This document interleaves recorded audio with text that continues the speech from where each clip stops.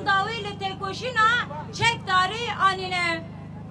Li hemberî van geşadanên dîrokîyên ku bi banga 27 Şubatê pêk hatin, em jin em ê bi hişmendiya berpirsyariya dîrokî vê bangê biparêzin.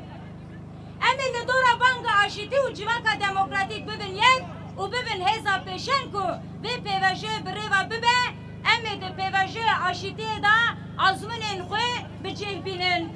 Em ê vê pêvajiyê ji reh û yekdesteriya zihniyeta serdest a mêrperest ra nehêlin. Em ê destur nedin ku ev pêvajiyê bi operasyonên rêveberiya pereseta medyaya mêrperest, zayenperest û şerxwaz winda bibe. Ji ber ku me jinan di şerê desthilatdarên mêrperest ên li van xakan da berdelên herî girandan. Weke tevgera jinên Kurd, têkoşîna me ya ji bo azadiya jinan ku bi salan e me bi tevgera jinên Tirkiyeyê ra mil bibin meşan, her wiha li dijî şerên desthilatdarên mêrperest jê tê meşandin. Êrişên li ser mav, destkeftiyên jinan, polîtîkayên şerê taybet ên li dijî jinên Kurd tê meşandin, belavkirina van polîtîkan li tevaya Tirkiyeyê jê ji vê polîtîkaya şer ne cuda ye. Êrişên li ser zimanê dayîkê û çandê, êrişên li dijî civakbûna jinan û li dijî nirxên jinan e adil û wekevin ku ev nirx bi hezaran sal berê ji aliyê jinan ve hatine afirandin. Dema ku tê xwastin ku heqîqeta jinên Kurd di nava qirkirinê de were afirandin, elbet ya ku berxwedanê dide destpêkirin û wate dide berxwedanê û me digêne heqîqeta xwe parastina çand, ziman û dîroka me bû. Daxwazan me ya aşîtiyê îro li ser esasê parastina van nirxan e. Ger aşîtî bi zimanê dayîkê û bi çanda civakî bêavakirin tê watedir be. Li ser masaya aşîtiyê bi kirdewariya jinan ra dê têkoşîra azadiya jinan werekirin. Muxatabiya rêberê gelê Kurd Birêz Abdullah Öcalan ku carek edin aşîtî weke riya çareseriyê nîşan kir, ji hêla me ve jî wê yekîtiyekê hêr bire ser milê xwe. Em ti carî di qonexa bendawar da neman û em namînin. Em li benda gavavetina hêza dewlet siyasetê namînin. Pêwîst e pêvajoyê li ser zimanê zemîna parlamentoyê bi rêkûpêkiyên qanûnî yên pêwîst vê meşandin. Divê jin di her asta da vê pêvajiyê da di her komisyonê de ku dê bêavakirin, di her komxebatê da weke kirde cih bigirin. Lewra zimanê jinan zimanê aşîtiyê ye. Civaka ku jin xeyal dikin ji bo jinan, mêran, zarokan, ciwanan, ixtiyar û hemû zingiyan jiyana wekev dihewîne. Civaka demokratîk, civaka jinan e. Tevahiya destkeftiyên jinan ên ku wan bi ket û berdelên mezin bi dest xistine. Civakek ku li dijî tundî û qetliyamên li ser jinan tê dikoşe. Civakekê ku keda jinan tê de nayê paşguhkirin, jin dibin mijara qadên hilberînê û wekeviya zayendî bingehe. Civakekê ku tê de ziman, çand û baweriyên cuda bi azadî û wekevî bi hev re dijîn. Civaka demokratîk, civaka gelan û jinan e. Em ê tu carî dest ji berfirehkirina têkoşîna xwe bernedin ku em bi salan e ne tenê ji bo jinên Kurd, ji bo azadiya jinên hemû netewayan dimeşînin, bi avakirina aşîtiyekê bi rûmet û civakeke demokratîk a ku piştgiriya azadiya jinan dike, di civakeke demokratîk de bi awayekî azad û wekev bijîn.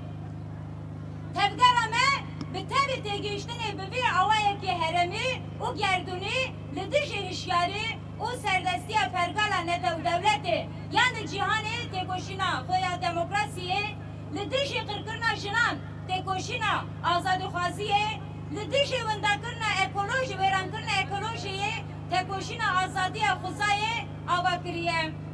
Taybetmendiya wê ya namnetewî jî di masaya aşîtiyê xurt bike û çareseriyê pêk bîne.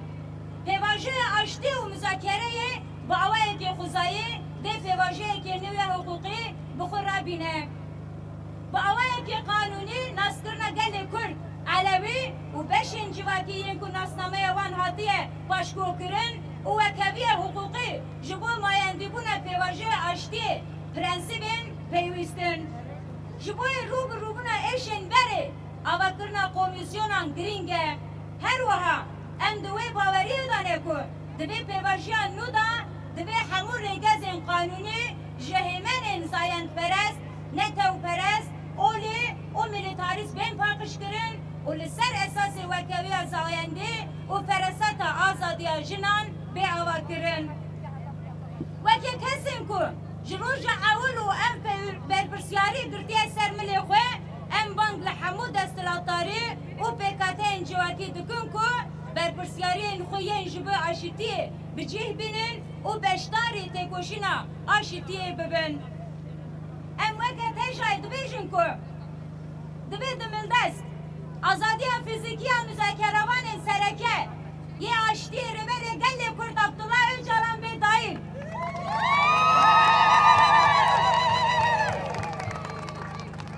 Ji bo aşitiya civakî divê şert û mercên xebatê yên azad bên afirandin. Divê komîsyona ku dibin banê meclisê de bê avakirin jinan wek kirde bibîne û ji bo çareseriya demokratîk a pirsgirêka Kurd xebatên bibandor bimeşîne. Divê hebûn, nasname, çand û zimanê gelê Kurd bi destûra bingehîn were misogerkirin. Divê zimanê mêrperest, zayendperest, netewperest û militarîst bê berdan û zimanê hevbarê aşîtiyê bê afirandin. Divê dibin banê meclisê de wesaskirinên qanûnî bên kirin ku pêşîlê tundî û qetliyamên li ser jinan bên girtin. Divê pêvajoyê de êrişên li ser mav û destkeftiyên jinan bên nîqaşkirin û ji bo bi dawîkirina van êrişan xebat bên destpêkirin. Em ê qebûl nekin ku hilbijartiyên ku bîradeya gel li ser esasê demokrasiyê hatiye hilbijartin ji peywirên xwe bên dûrxistin. Divê qeyûmên ku encama siyaseta şerrin dimildest bên vegerandin. Şaredariyên Êlê, Dêrsim, Colemêr, Merdin, Xelfetê, Van, Siirt, Mîks, Qaosman û Akdenizê ku bi paradigmaya demokratîk, ekolojîk û azadiya jinê dihatin birêvebirin divê dimildest radesiz jina bê kirin. Bijî têkoşîna jinan, jin, jiyan, azadî. 90'lı yıllardan bugüne Türkiye'de feminist hareket ve kadın hareketi Kürt sorununun demokratik çözümü için sözünü hep barıştan yana kurdu. Yakın zamanda da henüz meclisin gündemi de değilken İstanbul'dan, İzmir'den, Ankara'dan, Çukurova'dan, Ahmet'ten ve daha birçok şehirden örgütlü örgütsüz onlarca kadın barış ihtiyacını gündemleştirmek, demokrasi, eşitlik taleplerimizin barış talebimizle iç içe olduğunu anlatabilmek için barışa ihtiyacım var diyerek bir araya geldik. Biz bu savaşı, savaş politikalarıyla güçlenen bir iktidarın erkek egemen, totaliter uygulamalarını en derinden yaşadık. Dünyanın her yerinde barış süreçleri konuşulduğunda bunu egemen siyasetten önce kadınların dillendirdiğini, barış için tarihin her döneminde kadınların mücadele verdiğini, barış için yol haritasında olmazsa olmaz unsurun kadınlar olduğunu görüyoruz ve kalıcı ve onurlu bir barış için bu süreçte biz de varız. Çünkü barışa en çok da kadınların, LGBT artıların ihtiyacı var. Çünkü savaş sermayeyi büyütürken erkek egemenliğini de güçlendiriyor, şiddeti normalleştiriyor. Çünkü savaş meraklısı, düşman üretme meraklısı devlet tüm kamusal görevlerinden çekiliyor, tüm toplumu yoksullukla ve güvenlikçi politikalarla baskı altında tutuyor. Kadınların bedeni, emeği bu totaliter rejim altında, kontrol altında tutulması gereken araçlar adeta. 10 yıllardır gördüğümüz şey şiddet, ölümler, baskılar, sömürü, talan ve yıllardır birlikte sesleniyoruz. Edibese. Devlete soruyoruz.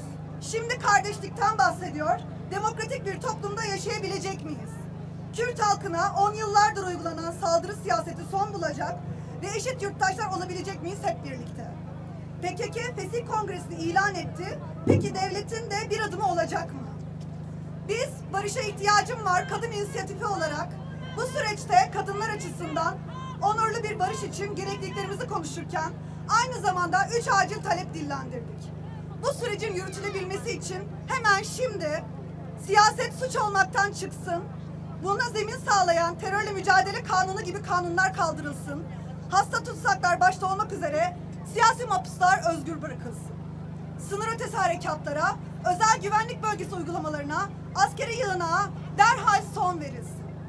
Tüm kayyumlar geri çekilsin, kayyum atanmasının zeminini oluşturan ve OHAL bahanesiyle yasalaştırılan 674 sayılı kanun hükmünde kararname iptal edilsin. Gasp edilen belediyeler esas sahiplerine verilsin. Şimdi önümüzde tüm ihtimallerin olduğu bir süreç var. Biz bu süreçte barış için, eşit, özgür ve demokratik bir dünya için mücadelemizi sürdüreceğiz. Barışın kalıcılaşabilmesi için biz kadınların talepleri, sözü bu sürecin olmazsa olmazıdır. Biz hayal etmekten vazgeçmedik, eşit ve özgür bir dünyayı hep birlikte kuracağız. Evet, Sayın Abdullah Öcalan'ın barış ve demokratik toplum çağrısına bugün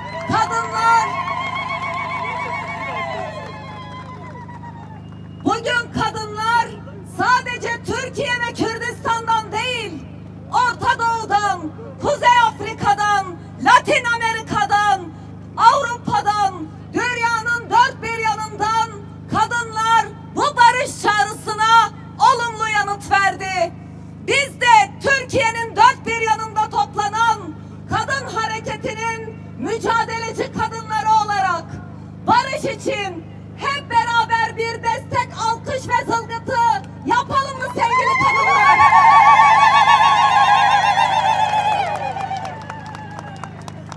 Savaş şiddettir.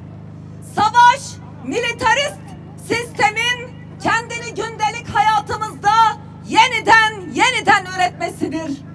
Çatışma zeminini örgütleyen erkek akıl, kadına yönelik şiddeti her fırsatta ve her yerde sürekli yeniden üretmektedir. Biz kadınlar savaşlarda ve çatışmalarda en fazla eziyeti çeken, tacize, tecavüze uğrayan, kaçırılan, 21. yüzyılda adeta bedenleri köle pazarında alınıp satılanlar olduk. Biz kadınlar çatışma dönemlerinde kendi haklarımızın mücadelesini verirken karşımıza tırnak içinde terör yaftasıyla çıktılar. Biz kadınlar İstanbul Sözleşmesi'ne geri dönülsün, 6284 sayılı kanun etkin bir şekilde hayata geçirilsin dendiğinde bizlere bu savaş ve çatışma ortamında terörist yaftası yapıştırdılar. Biz kadınlar bunları hiçbir zaman kabul etmedik, bugün de kabul etmiyoruz. Ve kadınların bir parçası olmadığı barış, kalıcı bir barış olmamıştır tarih boyunca.